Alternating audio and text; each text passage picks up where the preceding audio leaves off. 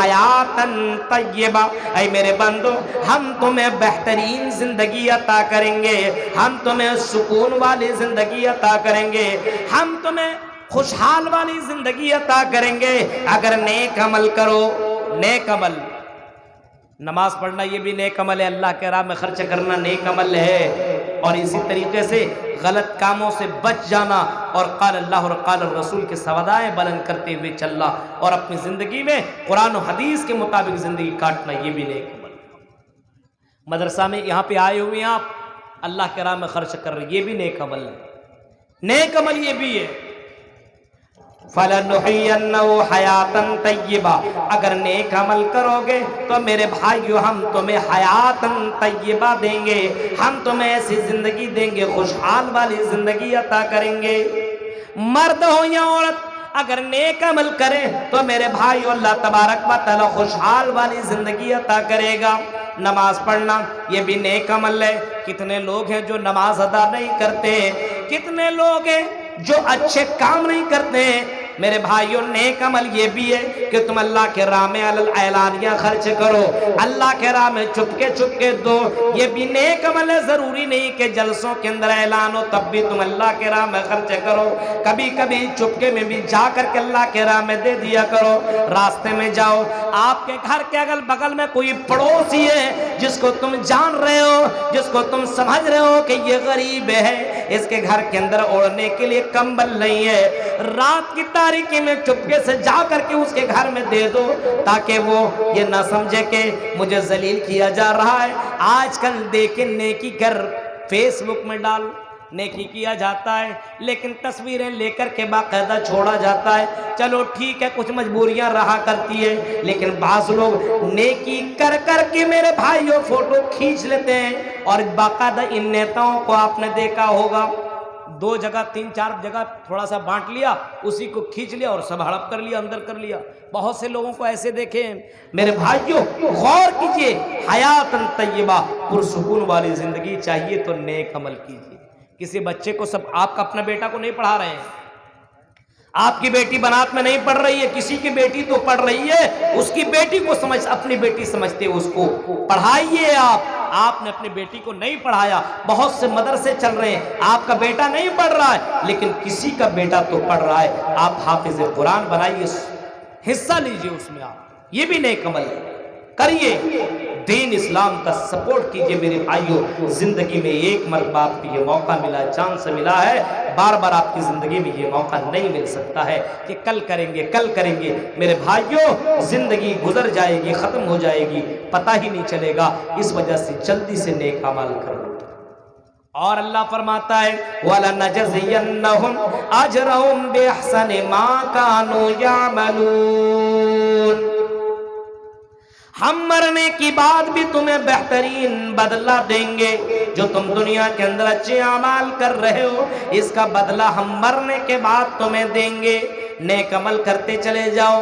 ماں ہے، ماں باپ کے ساتھ اچھا سلوک کرو، یہ بھی نیک عمل ہے۔ اپنے ماں باپ کے ساتھ برا سلوک مت کرو۔ میرے بھائیوں اپنے یہاں اچھے کام کرتے رہو، اچھے کام کرتے رہو اور اللہ کو خوش کرنے کے لیے کرو، اچھے اعمال کرتے رہو اور اللہ سے دعا مانگو۔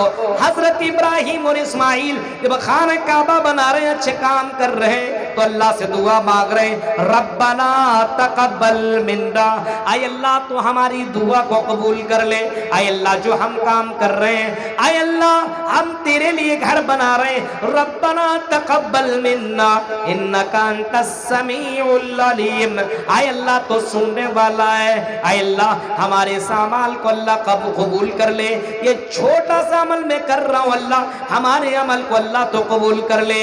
میرے پیارے ساتھیوں نیک عمل کرنے کے بعد اللہ سے دعا مانگو کہ اللہ ہماری دعاؤں کو اللہ تو قبول کر لے، ہمارے عمل کو اللہ تو قبول کر لے۔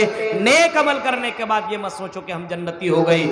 صحابہ کرام کو دیکھو، رمضان کے مہینے میں عبادت کرتے تھے، روزہ رکھتے تھے، قرآن کی تلاوت کیا کرتے تھے، تہجد کی نماز پڑھا کرتے تھے، اور رمضان گزر جانے کے بعد 6 مہینہ تک دعا مانگا کرتے تھے کہ اللہ جو ہم نے رمضان کے مہینے میں عبادتیں عبادتیں کی ہے, رمضان کے مہینے میں قرآن کی تلاوت کی ہے, رمضان کے مہینے میں جو سجدے کیے ہیں, رمضان کے مہینے میں جو صدقہ خیرات کیا ہے, آئے اللہ تو ہماری عبادتوں کو قبول کر لے.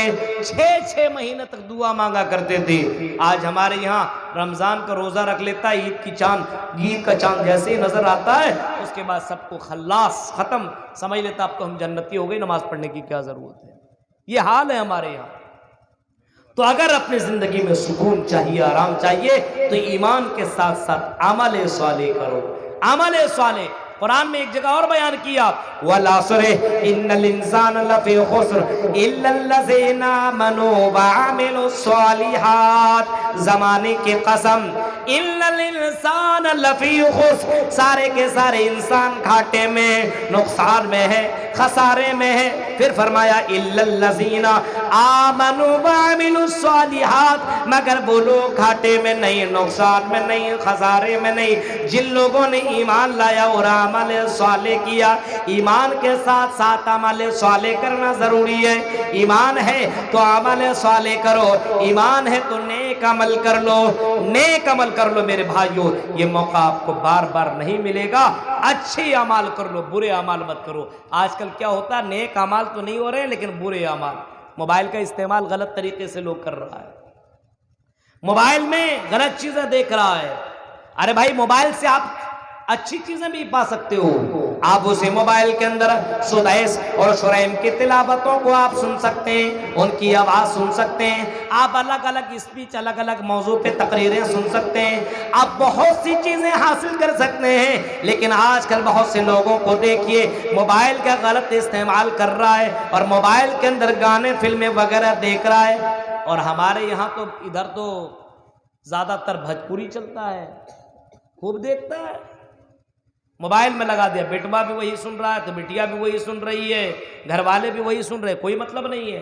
میرے بھائیوں, یہ غلط ہے. موبائل کا صحیح استعمال کرو, اچھے اعمال کرو, نیک عمل کرو. یہ غلط کام کرو گے تو اثر پڑے گا آپ کی فیملی کے اوپر. غور کیجیے, نیک عمل کیجیے. اور تیسرا کام یہ کرنا ہے کہ اللہ کا ذکر کرنا ہے. آپ یہاں پہ رہیں تب بھی اللہ کا ذکر کریں, گھر میں رہیں تب بھی اللہ کا ذکر کریں. اپنے بیٹا اور بیٹی کو بولیے کہ اللہ کا ذکر کیجئے, کیونکہ اللہ کا ذکر کرنے کے لیے اور اللہ کے حمد و ثنا بیان کرنے کے لیے اور اللہ کی عبادت کرنے کے لیے ہمیں اور آپ کو اللہ تعالیٰ نے پیدا فرمایا.